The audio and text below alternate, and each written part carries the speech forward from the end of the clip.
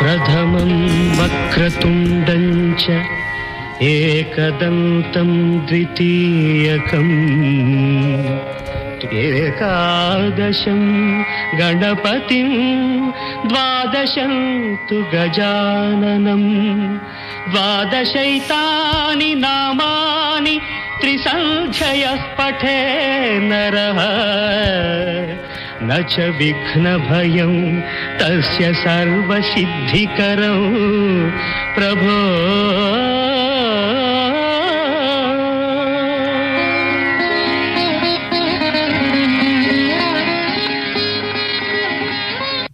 The following 2RRR program broadcast in the Kannada language is supported by the Community Broadcasting Foundation of Australia.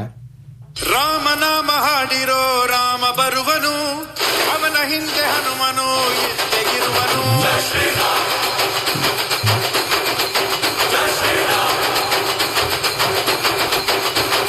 ವಿಶ್ವರೂಪಿ ವಿಶ್ವವ್ಯಾಪಿ ರಾಮಚಂದ್ರನು, ವಿಶ್ವಕ್ಕೆಲ್ಲ ಮಾದರಿ ಶ್ರೀರಾಮನು.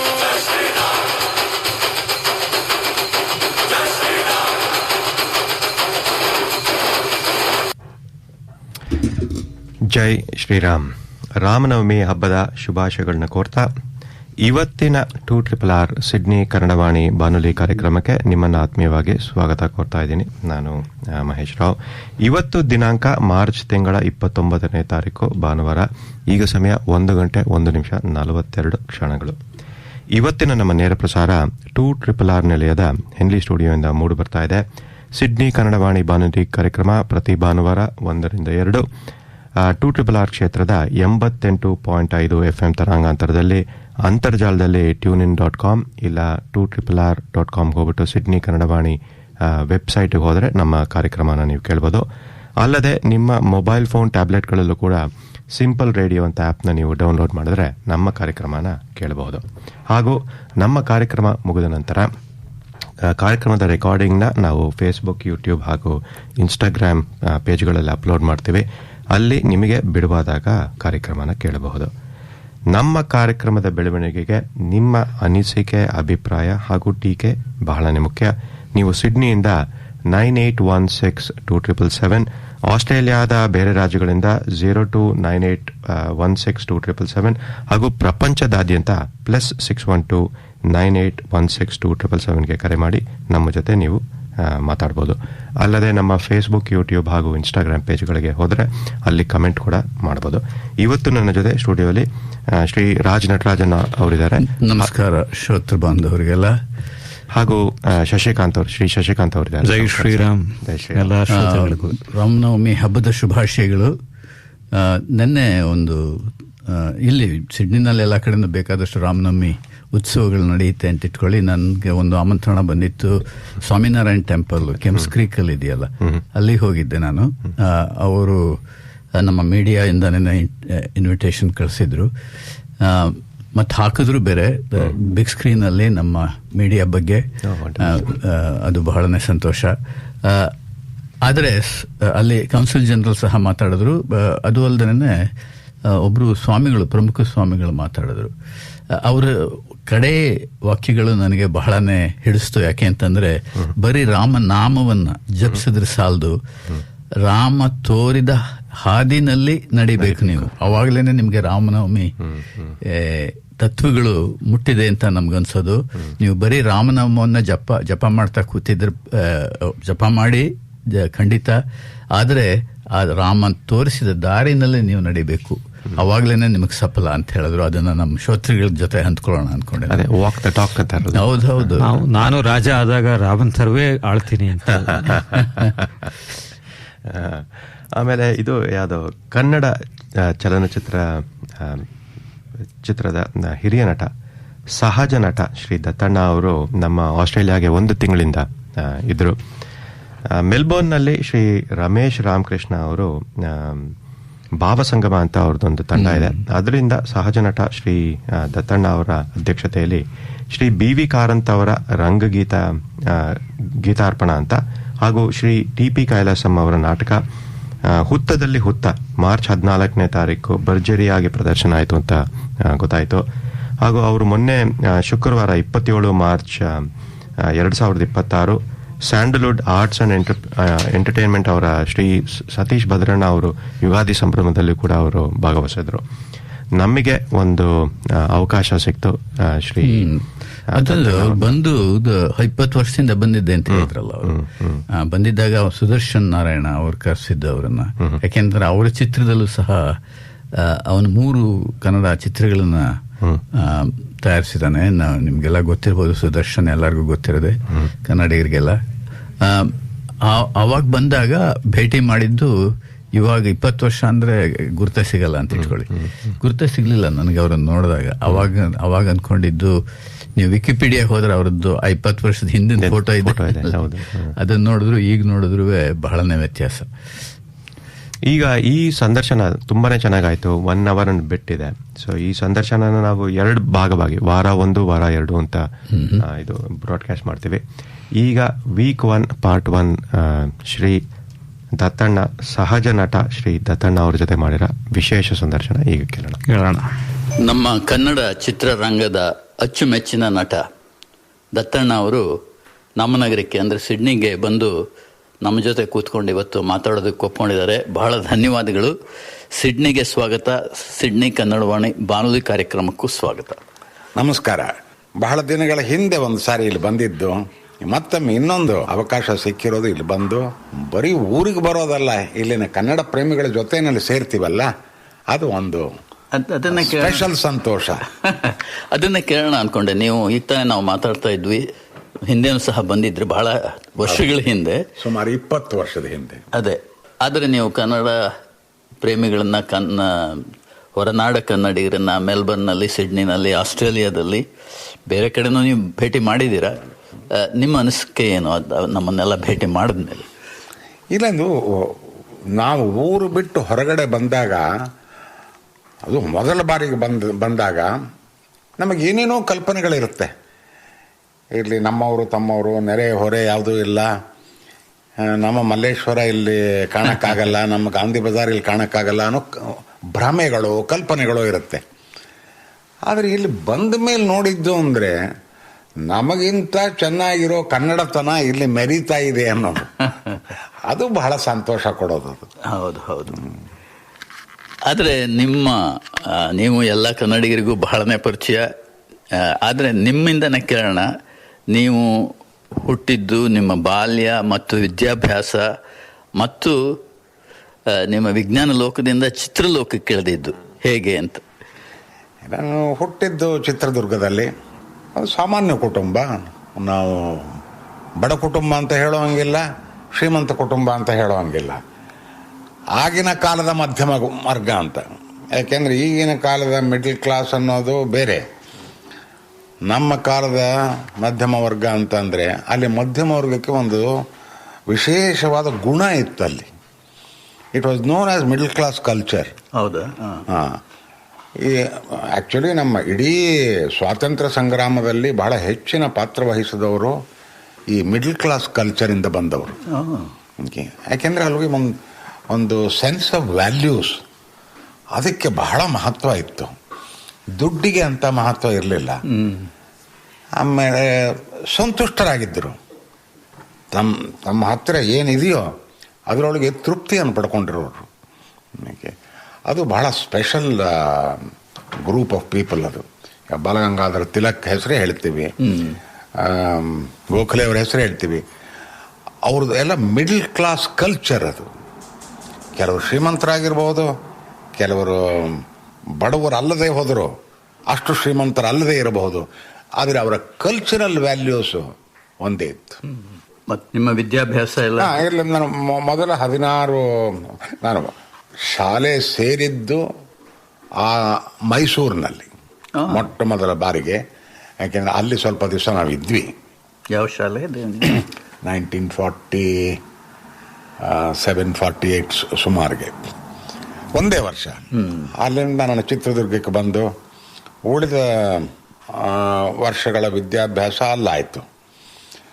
ಮತ್ತೆ 1 ವರ್ಷ high school first ಇಯರ್ಗೆ ತುಮಕೂರಿನಲ್ಲಿ ಓದಿದೆ. ನಂತರ ಮತ್ತೆ ವಾಪಸ್ಸು ಚಿತ್ರದುರ್ಗ, ಅಲ್ಲಿ ಹೈಸ್ಕೂಲ್ ಮುಗಿಸ್ದೆ. ಅದೇನು ಆಗಿನ 56, 58 ಆ ಕಾಲದಲ್ಲಿ ಆಗ ತಾನೇ ಇದಾಗಿತ್ತು ಕರ್ನಾಟಕ ಏಕೀಕರಣ. ಇನ್ನೂ ಕರ್ನಾಟಕದ ಹೆಸರು ಬಂದಿರಲಿಲ್ಲ, ಏಕೀಕರಣ ಆಗಿತ್ತು. ಮೈಸೂರು ಸ್ಟೇಟ್ ಅಂತಲೇ ಹೇಳೋರು. ಆ ವಿಶಾಲ ಕರ್ನಾಟಕಕ್ಕೆ ಮೊಟ್ಟ ಮೊದಲ ಬಾರಿಗೆ ಒಂದು SSLC ಪರೀಕ್ಷೆ ಆಯಿತು. ಅದಕ್ಕೆ ನನಗೆ ಫಸ್ಟ್ ರ್ಯಾಂಕ್ ಬಂತು. ಆವಾಗ ಎಲ್ರಿಗೂ ಕುತೂಹಲ. ಯಾವುದೋ ಒಂದು ಸಣ್ಣ ಪ್ರದೇಶ ಚಿತ್ರದುರ್ಗ, ಆಗಿನ ಕಾಲಕ್ಕೆ ಒಂದು 10,000 ಜನ ಇರೋರಲ್ಲಿ. ಹಾಗೆ ಇಲ್ಲಿಂದ ಹೇಗೆ ಅನ್ನೋದು ನಮಗೆ ಗೊತ್ತಿಲ್ಲ. ನಾನು ಹಿಂತಿರುಗಿ ನೋಡಿದಾಗ ಅದೆಲ್ಲದಕ್ಕೂ ಕಾರಣ ಅಂತಂದರೆ ಮನೆಯ ವಾತಾವರಣ ಮತ್ತು ನಮ್ಮ ಗುರುಗಳು ಪಾಠಶಾಲೆಯಲ್ಲಿ. ಅದಕ್ಕೆ ನಾನು ಅವ್ರನ್ನೆಲ್ಲನೂ ಇನ್ನು ಬೇರೆ ಯಾವ ಹೆಸರಿನಲ್ಲಿ ಕರೆದ್ರು ನನಗೆ ಸರಿ ಹೋಗಲ್ಲ, ಮೇಷ್ಟ್ರು ಅಂತೀನಿ. ಆ ಮೇಷ್ಟ್ರುಗಳು ನಿಜವಾಗಿ ಬರೀ ಪಾಠ ಹೇಳ್ಕೊಟ್ಟಿದ್ದಲ್ಲ, ನಮ್ಮ ಜೀವನವನ್ನು ರೂಪಿಸಿದವರು. ನನಗೊಬ್ಬನಿಗೆ ಅಂತಲ್ಲ, ಇಡೀ ಅಷ್ಟೊಂದು ಕಾಳಜಿ ಇಟ್ಟು ವಿಶೇಷವಾಗಿ ಮಕ್ಕಳನ್ನು ಮೇಲಕ್ಕೆ ತರಬೇಕು ಅನ್ನೋ ರೀತಿಯಲ್ಲಿ ನಮ್ಮನ್ನು ಪ್ರಜೆಗಳಾಗೂ ರೂಪಿಸೋ ಜವಾಬ್ದಾರಿನ ಹೊತ್ಕೊಂಡಿದ್ರು ಅವರು. ಅದಕ್ಕಾಗಿ ಏನು ಅವ್ರಿಗೆ ಬೇರೆ ಸಂಬಳ ಕೊಡ್ತಿರ್ಲಿಲ್ಲ, ಅದು ಶಿಕ್ಷಕನ ಜವಾಬ್ದಾರಿ ಅನ್ನೋ ರೀತಿಯಲ್ಲಿ. ಆ್ಯಂಡ್ ಇವರ್ ಆಲ್ ಭಾಳ ನಿಷ್ಠೆಯಿಂದ ಪಾಠ ಮಾಡ್ತಿದ್ದವರು. ಆಗಿನ ಕಾಲಕ್ಕೂ ಒಂದು ಸ್ವಲ್ಪ ಇದಿತ್ತು ಅಂತಂದರೆ ಈ ಟ್ಯೂಷನ್ನು ಇದಕ್ಕೆ ಹೋಗಬೇಕು ಅನ್ನೋ ಒಂದಿಷ್ಟು ಆಗ್ತಾನೆ ಪ್ರಾರಂಭ ಆಗಿತ್ತು. ನಮಗೂ ಹೇಳೋರು, ಟ್ಯೂಷನ್ಗೆ ಹೋಗೋಣ. ಟ್ಯೂಷನ್ ಯಾಕೆ ಹೋಗೋಣ, ಇಷ್ಟು ಚೆನ್ನಾಗಿ ಪಾಠ ಮಾಡ್ತಿದ್ದಾರೆ ರುದ್ರಯ್ಯನವರು, ತಿರುಮಲಾಚಾರ್ಯ, KMB ಅವರು, ಅದ್ರ ಮೇಲೆ ಇನ್ಯಾರು ಪಾಠ ಹೇಳ್ಕೊಳಕ್ಕೆ ಸಾಧ್ಯ? ನಂಬಿ ಅಥವಾ ಬಿಡಿ, ನಾನು ಪರೀಕ್ಷೆಯಲ್ಲಿ ಕೂತು ಬರೀಬೇಕಾದ್ರೆ ನಾವೇನು ಮನೆಯಲ್ಲಿ ಹೋಗಿ ಗಟ್ಟು ಮಾಡು ಪಾಠನ ಅಥವಾ ಅದಕ್ಕೇನಂತಾರೆ ರಿವೈಸ್ ಮಾಡು, ಏನೂ ಇಲ್ಲ. ಕೂತ್ಕೊಂಡು ಪ್ರಶ್ನೆ ಪತ್ರಿಕೆ ನೋಡಿದರೆ ಎದುರುಗಡೆ ಉತ್ತರಗಳು ಕಾಣಿಸ್ತಾ ಇತ್ತು. ಅಷ್ಟು ಚೆನ್ನಾಗಿ ಪಾಠ ಮಾಡಿರ್ತವಳು. ಸಾಮಾನ್ಯವಾಗಿ ಆಗಿನ ಕಾಲಕ್ಕೆ ಒಂದು ಫಸ್ಟ್ 10 ರ್ಯಾಂಕ್ಗಳು ಅಂತ ಅಂದರೆ ಬೆಂಗಳೂರು, ಮೈಸೂರು, ಇದು ಯಾವುದೋ ಒಂದು ಮೊಫಸ್ಸಿಲ್ ಪ್ಲೇಸಿಂದ ಸಣ್ಣ ಪ್ರದೇಶದಿಂದ ಬಂತಲ್ಲ ಅಂತ ಎಲ್ಲರಿಗೂ ಬಹಳ ವಿಸ್ಮಯ. ಆಯ್ತು. ಆಮೇಲೆ ನಮಗೊಂದಿಷ್ಟು ಕರೆಯೂ ಬಂತು ಆಗ, ಆ ಹುಡುಗನಿಗೆ ಇಲ್ಲಿ ಬಂದು ಬೆಂಗಳೂರಿನ ನ್ಯಾಷನಲ್ ಕಾಲೇಜಿನಲ್ಲಿ ಓದಲಿ ಅಂತ. ನಾನೇ ಹೇಳಿದೆ, ನಾನೇ ಯಾಕೆ ಅಲ್ಲಿ ಬರಲಿ, ಇಂಥ ಒಳ್ಳೆಯ ಜಾಗ, ಅಲ್ಲೇ ಪ್ರಿ ಯೂನಿವರ್ಸಿಟಿ ಮಾಡಿದೆ, ಅಲ್ಲೂ ಫೈನೆಸ್ಟ್ ಟೀಚರ್ಸ್, ಅಲ್ಲೂ ಒಂದು ಮಾರ್ಕ್ನಲ್ಲಿ ಫಸ್ಟ್ ರ್ಯಾಂಕ್ ಹೋಗಿ ಸೆಕೆಂಡ್ ರ್ಯಾಂಕ್ ಬಂದ. ಬಹಳ ದಿವಸಗಳು ನಾವು ಅಲ್ಲಿಂದ ಊರು ಬಿಟ್ಟು ಹೊರಗಡೆ ಬಂದಾಗಲೂ ಬೇರೆ ಪ್ರದೇಶಕ್ಕೆ ಹೋದಾಗಲೂ ಕೂಡ ಆ ಮೇಷ್ಟ್ರುಗಳು ನಮ್ಮ ಸಂಪರ್ಕದಲ್ಲಿದ್ದರು, ವಿಚಾರಿಸ್ತಾ ಇದ್ರು ನಮ್ಮ ಯೋಗಕ್ಷೇಮವನ್ನು, ಹೇಗೆ ಮುಂದುವರಿತಿದೆ ಅನ್ನೋ ಕೇಳ್ತಾ ಇದ್ರು. ಇದನ್ನೇ ನಾವು ಒಂದು ವಾತಾವರಣ ಅಂತ ಹೇಳೋದು. ಮನೆಯ ವಾತಾವರಣ, ಸ್ಕೂಲಿನ ವಾತಾವರಣ, ಇವೆಲ್ಲವೂ ಕೂಡ ನಮ್ಮ ಮೇಲೆ ನಮಗೆ ಗೊತ್ತಿದ್ದೋ ಗೊತ್ತಿಲ್ಲದೇನೋ ಪ್ರಭಾವ ಬೀರಿದೆ. ಉದಾಹರಣೆಗೆ ನಮಗೆ ನಾಟಕದ ಗೀಳು ಶುರುವಾಗಿದ್ದೆ ಅಲ್ಲಿ ನಮ್ಮ ಹೈಸ್ಕೂಲ್ನಲ್ಲಿ ಓದ್ತಾ ಇರಬೇಕಾದ್ರೆ.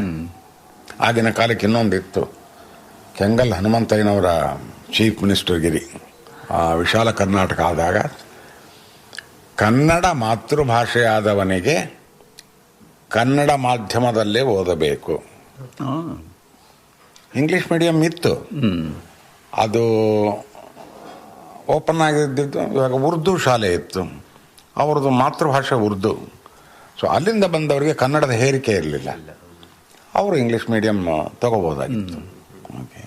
ಕನ್ನಡ ಮಾತೃಭಾಷೆ ಇದ್ದವರು ಕನ್ನಡ ಮಾಧ್ಯಮದಲ್ಲೇ ಓದಬೇಕು. ನಾನು ಕನ್ನಡ ಮಾಧ್ಯಮದಲ್ಲೇ ಓದ್ದವನು, ಕನ್ನಡ ಮಾಧ್ಯಮದಲ್ಲೇ ರ್ಯಾಂಕ್ ತಗೊಂಡವನು. ಓಕೆ, ಆವಾಗ ಹೆದರಿಸೋರು ನಮಗೆ, ಬಾ ಅಲ್ಲಿ ಯೂನಿವರ್ಸಿಟಿ ಬರುತ್ತೆ, ಗೊತ್ತಾಗುತ್ತೆ ನನಗೆ ಅಂತ. ಏನು transaction was so simple, so easy, ಅದು ಎಂದು ತೊಡಕಾಗಲಿಲ್ಲ. ಆಮೇಲೆ ಇನ್ನೊಂದು ಹೇಳೋರು, ಈ ನಾಟಕ ಸಿನಿಮಾ ಇವನ್ನೆಲ್ಲ ಕಟ್ಕೊಂಡು ಹಾಳಾಗಿ ಹೋಗ್ತಾನೆ ಹುಡುಗ ಅಂತ. ಹಾಳಾಗಿ ಹೋಗಬೇಕಾದ ಅಗತ್ಯ ಇಲ್ಲ, ಅದರೊಳಗೂ ಮುಂದುವರಿಬಹುದು, ಪಠ್ಯಕ್ರಮದಲ್ಲೂ ಮುಂದುವರಿಬಹುದು. ರ್ಯಾಂಕು ಪಡ್ಕೋಬಹುದು. ಇದೆಲ್ಲವೂ ಸಾಧ್ಯ. ಓಕೆ, ನಿಮ್ಮ ಕಾಲವನ್ನು ಸರಿಯಾಗಿ ಉಪಯೋಗಿಸ್ಕೊಂಡು ಹೋಗ್ತಾ ಇದ್ರಿ. ಆಮೇಲೆ ಇಂಜಿನಿಯರಿಂಗ್, ಅಲ್ಲಿಂದ ಮುಂದಕ್ಕೆ ನಾನು ಗೌರ್ಮೆಂಟ್ ಇಂಜಿನಿಯರಿಂಗ್ ಕಾಲೇಜಿಗೆ ಬಂದೆ. ಆ್ಯಕ್ಚುಲಿ ಮಡ್ರಾಸ್ IITಗೆ ಹೋಗಬೇಕಾಗಿತ್ತು. ನಾನು ಹೋಗಿದ್ದೆ, ಸೆಲೆಕ್ಷನ್, ಆಟೋಮ್ಯಾಟಿಕ್ ಸೆಲೆಕ್ಷನ್.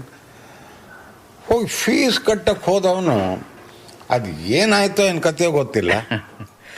ಇಲ್ಲಿ ಬೇಡ, 5 ವರ್ಷ ಇದು ಯಾವುದೋ ಗೊತ್ತಿಲ್ಲದ ವಾತಾವರಣದಲ್ಲಿ ಹೆಂಗೆ ಬೆಳೆಯೋದು ಅಂದ್ಕೊಂಡು ವಾಪಸ್ ಬಂದ್ಬಿಟ್ಟೆ. ಬಂದು ಗವರ್ಮೆಂಟ್ ಇಂಜಿನಿಯರಿಂಗ್ ಆ ಕಾಲದಲ್ಲಿ ಯೂನಿವರ್ಸಿಟಿ ಕಾಲೇಜ್ ಆಫ್ ಇಂಜಿನಿಯರಿಂಗ್ ಅನ್ನೋರು ಬೆಂಗಳೂರು. ಆಮೇಲೆ ಅದು ಯೂನಿವರ್ಸಿಟಿ ಕಾಲೇಜ್ ಆಫ್ ಇಂಜಿನಿಯರಿಂಗ್ ಆಯಿತು. ಆಮೇಲೆ university Visvesvaraya college of engineering ಆಯಿತು.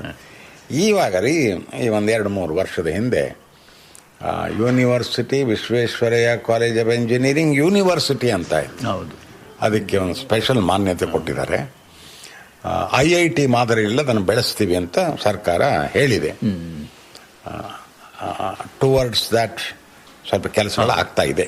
ಅಲ್ಲಿಂದ ಮುಂದೆ ನಾನು ಸ್ವಲ್ಪ ಕಾಲ 1-2 ತಿಂಗಳು ಎಲೆಕ್ಟ್ರಿಸಿಟಿ ಬೋರ್ಡ್ನಲ್ಲಿ NGEFನಲ್ಲಿ ಕೆಲಸ ಮಾಡಿದೆ. 10-20 ದಿವಸಗಳಷ್ಟೇ. ಅಷ್ಟೊತ್ತಿಗಾಗಲೇ ನನಗೆ ಏರ್ಫೋರ್ಸ್ನಲ್ಲಿ, ಇಂಡಿಯನ್ ಏರ್ಫೋರ್ಸ್ನಲ್ಲಿ ಸೆಲೆಕ್ಷನ್ ಆಗಿತ್ತು. ನಾನೇ ಅದು ಯಾತಕ್ಕೋ ಮುಂದೆ ಹಾಕ್ತಾ ಇದ್ದೆ. ಆಮೇಲೆ ಈ ವಾತಾವರಣವನ್ನ ನೋಡಿ ಇಲ್ಲ ಅದು ನೋಡೋಣ ಅಂದ್ಕೊಂಡು ಅಲ್ಲಿ ಹೋದವನು 22 ವರ್ಷ ಅಲ್ಲೇ ಇದ್ದೆ. ಅದು ಮುಗಿದ ಮೇಲೆ ಡೆಪ್ಯುಟೇಷನ್ ಮೇಲೆ ನಾನು HALಗೆ ಬಂದೆ. ಒಂದೇ ಒಂದು ಕಾರಣ, HAL ನೀಡಿದರೆ ಬೆಂಗಳೂರಿನಲ್ಲಿರ್ಬೋದು ಅಂತ. ನನಗೆ ಸ್ವಲ್ಪ ಈ ಬೆಂಗಳೂರಿನ ಸಾಂಸ್ಕೃತಿಕ ವಾತಾವರಣ, ಕನ್ನಡದ ಕಂಪು ಇಂಪು ಇವೆಲ್ಲವೂ ಆಗಿನಿಂದ ಒಂದು ಸ್ವಲ್ಪ ಅದರಿಂದ ಪ್ರಭಾವಿತನಾಗಿದ್ದೆ. ಹಾಗಾಗಿ ಇದೊಂದು ಅವಕಾಶ ಸಿಕ್ಕಾಗ ಒಪ್ಕೊಂಡಿಲ್ಲ. ಬಂದು ನನಗೆ ಹೇಳಿದ್ರು ಏರ್ಫೋರ್ಸ್ನವರು, ಯಾಕೆ ಬಿಟ್ಟು ಹೋಗ್ತೀಯಾ, ನನಗೆ ಒಳ್ಳೆ ಫ್ಯೂಚರ್ ಇದೆ ಇಲ್ಲಿ ಅಂತ. ಫ್ಯೂಚರ್ ಇದೆ ಸ್ವಾಮಿ, ಕರೆಕ್ಟು. ನೀವೆಲ್ಲ ನಾಳೆ ನನ್ನನ್ನು ಏರ್ ಮಾರ್ಷಲ್ ಮಾಡಿ ಅಲ್ಲೆಲ್ಲ ಟಿಂಬಕ್ಟು ಕಳಿಸ್ತೀರಿ. ನಾನು ಏನು ಮಾಡಲಿ, ಅಲ್ಲಿ ಕನ್ನಡ ಕೇಳಕ್ಕೆ ಬಿಡಲ್ವಲ್ಲ. ಸೊ ರಿಟೈರ್ಮೆಂಟ್ ಟೈಮ್ಗೆ ವಿಂಗ್ ಕಮಾಂಡರ್ ಆಗಿದ್ದೆ. ಇದೊಂದು ಅವಕಾಶ ಇದೆ, ದಯವಿಟ್ಟು ಬಿಡಿ ಅಂದೆ. ಬಿಟ್ಟರು. ಇಲ್ಲಿ ಬಂದೆ. 9 ವರ್ಷ ಇಲ್ಲಿದ್ದೆ. 2 ವರ್ಷ ಇದು ಹೈದರಾಬಾದ್ನಲ್ಲಿ, ಒಂದು 7 ವರ್ಷ ಬೆಂಗಳೂರಿನಲ್ಲಿ. ಆಮೇಲೆ ನನಗೆ ಶಿಕ್ಷಕ ಆಗಬೇಕು ಅಂತ ಒಂದು ತಲೆ ಒಳಗಿತ್ತು ಮುಂಚೆಯಿಂದ. ಅದಕ್ಕೆ ತಕ್ಕ ಹಾಗೆ ನನಗೆ ನಮ್ಮದು ಒಂದು ಸ್ಟಾಫ್ ಕಾಲೇಜ್ ಅಂತಿತ್ತು, HAL ಸ್ಟಾಫ್ ಕಾಲೇಜ್ ಅಂತ. ಅದು ಇವಾಗ HAL ಮ್ಯಾನೇಜ್ಮೆಂಟ್ ಅಕಾಡೆಮಿ ಅಂತಾಗಿದೆ. ಅದರ ಪ್ರಾಂಶುಪಾಲತ್ವ ಸಿಕ್ತು. ಅದು ಭಾಳ ನನಗೆ ಸಂತೋಷ ಕೊಟ್ಟಂಥ ಕೆಲಸ. ಪಾಠನೂ ಮಾಡ್ತಿದ್ದೆ, ಅಡ್ಮಿನಿಸ್ಟ್ರೇಷನ್ನೂ ಇತ್ತು. ಆಮೇಲೆ ಇಡೀ ಕಾರ್ಪೊರೇಟ್ ಟ್ರೈನಿಂಗ್ ಹೆಡ್ ಆಗಿದ್ದೆ. ಚೆನ್ನಾಗಿ ನಡೀತದು. ಆ ಕಾಲಕ್ಕೇನೆ ಈ ನಾಟಕ, ಸಿನಿಮಾ, ಧಾರಾವಾಹಿಗಳು ಇವುಗಳಿಂದ ಕರೆಗಳು ಬರೋಕ್ಕೆ ಶುರುವಾಯಿತು. ಸೊ 3 ಒಟ್ಟಿಗೆ ಮಾಡಿಕೊಂಡು ಬಂದಿದ್ದೀನಿ. ಮಧ್ಯದಲ್ಲಿ ಇಂಡಿಯನ್ ಇನ್ಸ್ಟಿಟ್ಯೂಟ್ ಆಫ್ ಸೈನ್ಸ್, ಏರ್ಫೋರ್ಸ್ಗೆ ಬಂದಾದಮೇಲೆ 65ಕ್ಕೆ ನಾನು ಏರ್ಫೋರ್ಸ್ 64ಕ್ಕೆ ಬಂದು 1 ವರ್ಷ ಟ್ರೈನಿಂಗು, 65ಕ್ಕೆ ಏರ್ಫೋರ್ಸ್ಗೆ ಬಂದಿದ್ದು. ನಾನು 75ಕ್ಕೆ ಅಂದರೆ ಆಲ್ಮೋಸ್ಟ್ 10 ವರ್ಷ ಆದಮೇಲೆ ನಮಗೆ ಈ ಸೆಂಟರ್ ಕ್ವಾಲಿಟಿ ಇಂಪ್ರೂವ್ಮೆಂಟ್ ಪ್ರೋಗ್ರಾಮ್ ಅಂತ ಒಂದು ಗೌರ್ಮೆಂಟ್ ಆಫ್ ಇಂಡಿಯಾ ಪ್ರೋಗ್ರಾಮ್ ಶುರುವಾಯಿತು. ಇದರೊಳಗೆ ಆ ಮೂಲಕ ನಮ್ಮ ಕೆಲವ್ರನ್ನೆಲ್ಲ ಹೈಯರ್ ಎಜುಕೇಷನ್ಗೆ ಕಳಿಸಿದ್ರು, ಬೇರೆ ಬೇರೆ ಜಾಗಕ್ಕೆ. ಕೆಲವರು IITಗೆ ಹೋದರು, ಕೆಲವರು ಬೇರೆ ಕಡೆ ಹೋದರು. ನನಗೆ ಇಂಡಿಯನ್ ಇನ್ಸ್ಟಿಟ್ಯೂಟ್ ಆಫ್ ಸೈನ್ಸ್ಗೆ ಬಂದು ಅಲ್ಲಿ ME ಮಾಡಿದೆ ನಾನು, ಎಲೆಕ್ಟ್ರಿಕಲ್ ಕಮ್ಯುನಿಕೇಷನ್ ಇಂಜಿನಿಯರಿಂಗ್ನಲ್ಲಿ. ಭಾಳ ಒಳ್ಳೆ ಸಂಸ್ಥೆ, ಇಂಟರ್ನ್ಯಾಷನಲಿ ವೆಲ್ ರೆಕಗ್ನೈಸ್ಡ್. ಅದು ನಮಗೆ ಎಂಜಿನಿಯರ್ ಆಗಿ ಬಹಳಷ್ಟು ಧೈರ್ಯ ಕೊಡ್ತು. ಮುಂಚೆ ಎಲ್ಲ ಇದನ್ನ ಮಾಡೋಕ್ಕಾಗತ್ತಾ ಅಂತ ಅಂದರೆ ಯೋಚನೆ ಮಾಡ್ತಿದ್ವಿ. ಈ ME ಆದಮೇಲೆ ಏನು ಕೇಳಿದ್ರು ಮಾಡ್ಬೋದು. It's A matter of money and time ಅಷ್ಟೇ. ಆ ಧೈರ್ಯ ಬಂತು, ಅದನ್ನು ಹೇಳೋಷ್ಟು ಧೈರ್ಯ ಬಂತು. ಅದೇ ಬಹಳನೇ ಚೆನ್ನಾಗಿ ಮಾತಾಡಿದ್ರು. ಹೌದು, ಅವ್ರದ್ದು ಕೇಳ್ತಾ ಇರೋಣ ಅನ್ಸುತ್ತೆ. ಅದು ಅವ್ರು ಮಾತಾಡೋ ಕನ್ನಡ, ಮಾತಾಡ್ತಿರೋ ಕನ್ನಡ ಬಹಳ ಚೆನ್ನಾಗಿದೆ ಕೇಳಕ್ಕೆ. ಹೌದು, ಇದನ್ನ ಹೇಳಿದಾಗ ಕೇಳ್ತಾನೆ ಇರೋಣ ಅನ್ಸುತ್ತೆ. ಇವ್ರು ಸಿನಿಮಾ ನೋಡಿದ್ರು ಹಾಗೇನೆ ಕೇಳುತ್ತೆ. ಅದಕ್ಕೇನೆ ಇವರು ಒಂದು ಸಹಜ ನಟ ಅಂತ ಬಿರುದು ಕೊಟ್ಟಿದ್ದಾರೆ. ಇಲ್ಲ ಅವರು ಹೇಳಿದ್ದಾರೆ ಸಹಜ ನಟ. ಸೊ ಅವರು ಮೇಷ್ಟ್ರು ಅಂತ ಹೇಳ್ತಿದಾರಲ್ಲ, ಗುರು ಶಿಷ್ಯರು ಅಂತ ಒಂದು ಚಲನಚಿತ್ರ, ಶರಣ್ ಮತ್ತೆ ಅವರು ನಮ್ಮ ಸಹಜ ನಟ ಶ್ರೀ ದತ್ತಣ್ಣ ಅವರು ಪಾತ್ರ ಮಾಡಿದ್ದು. ಅದ್ರದ್ದೊಂದು ಹಾಡಿದೆ, I think it is very relevant. ಅದನ್ನ ಈಗ ಕೇಳೋಣ. ಕೇಳಿ.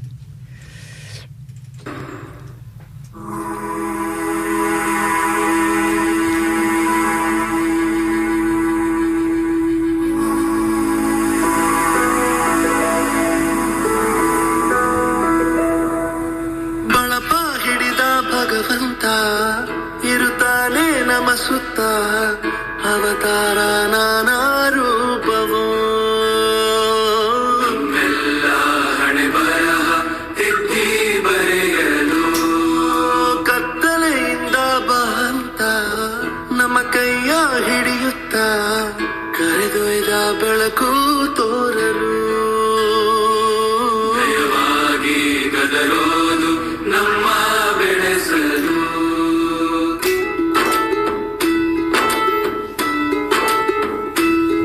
ಭಾಷೆ ಅಮೃತ ಕುಡಿಸೋ ತಾಯಾಗಿ, ಭಾಷೆ ಅಮೃತ ಕುಡಿಸೋ ತಾಯಾಗಿ, ಭವಿಷ್ಯ ಬರೆವಂತ ತಂದೆ ನೋವಾಗಿ, ಭವಿಷ್ಯ ಬರೆವಂತ ತಂದೆ ನೋವಾಗಿ, ಚಂದದ ಜೀವನನ ನೀಡಿರೋ ಗುರುಗಳು ನಮ್ಮ ಗುರುಗಳು.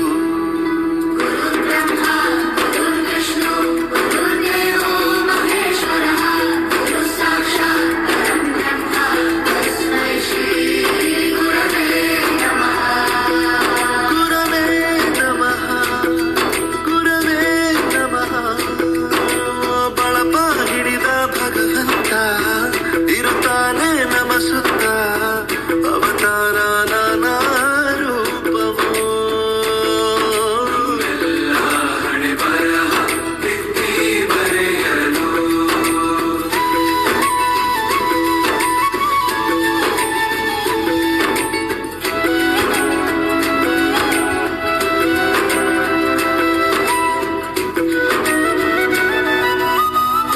ಬಾಳಲ್ಲಿ ಲೆಕ್ಕ ಎಷ್ಟು ಮುಖ್ಯ ಎಂಬುದ ಬೆರಳಲ್ಲೇ ತೋರಿ ಕಲಿಸಿದ ಗುರುಗಳೇ. ಈ ದೇಹ ಹೇಗೆ ದಂಡಿಸೋದು ಎನ್ನುವ ಸಂದೇಹ ನೀಗೋ ಮೆಚ್ಚಿನ ಕಲಿಗಳೇ. ಕನ್ನಡ ಕಂಡರೆ ಕಣ್ಣಿಗೆ ಒತ್ತಿಕೋ, ಅಕ್ಷರ ಅಂದರೆ ಅನ್ನಕ್ಕಿಂತ ದೊಡ್ಡದೆಂದ ಗುರುವೇ. ಪ್ರತಿ ಬಾರಿ ತಾಳ್ಮೆ ಪಾಠ ಕಲಿಸೋರೆ ಗುರುಗಳು ನಮ್ಮ ಗುರುಗಳು.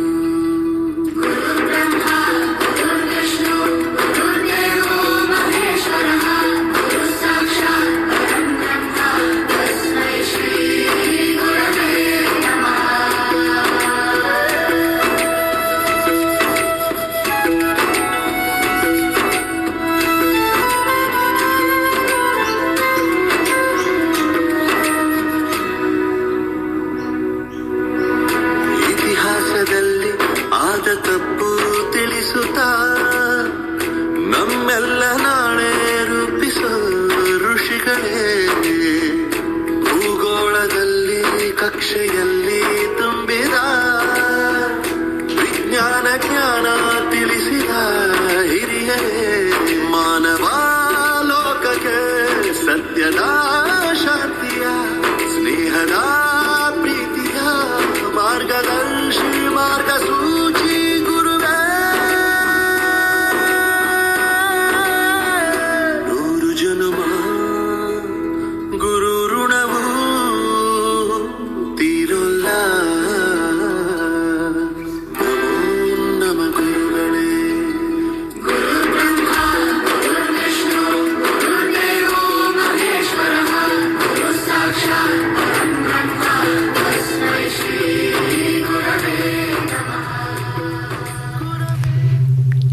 ಅದೇ ಗುರು ಶಿಷ್ಯರು ಚಿತ್ರ 2022ರಲ್ಲಿ ರಿಲೀಸ್ ಆಗಿದೆ. ಬಹಳ ಸಮಂಜಸವಾಗಿತ್ತು, ಯಾಕೆಂದ್ರೆ ಅವರು ಗುರು ಶಿಷ್ಯರ ಒಂದು ಸಂಬಂಧದ ಬಗ್ಗೆ ಮಾತಾಡಿದ್ರಲ್ಲ. ಹೌದು, ತುಂಬಾನೇ ಚೆನ್ನಾಗಿದೆ.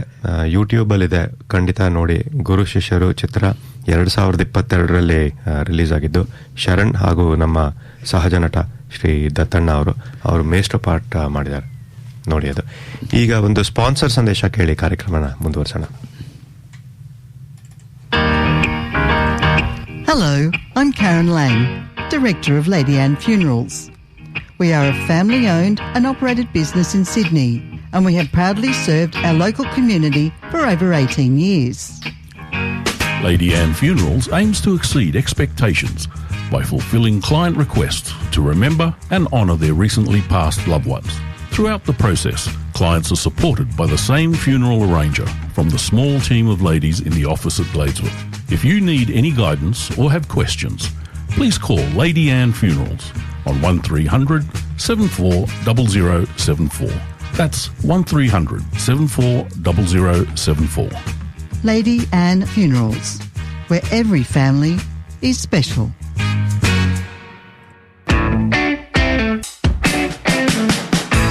Hi, I'm AJ to tell you about Cactus Imaging, a printer like no other, with large format commercial printing of the highest quality for billboards, banners, vehicle wraps, street furniture, retail displays and interior signage, building wraps and hoardings, fabric printing and much more.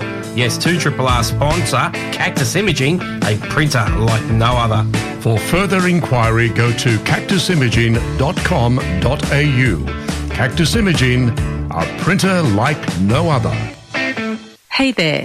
If you're 10 years or older, how would you like to create some art from a collection of unwanted clean materials? Well, the creative teacher will show you how, and then you can enter your own creation in the annual swap competition, which has some great prizes to be won. Sounds like fun? Yeah, it certainly does. And it's all free. It's on Thursday the 16th of April between 10 and 10:45 a.m.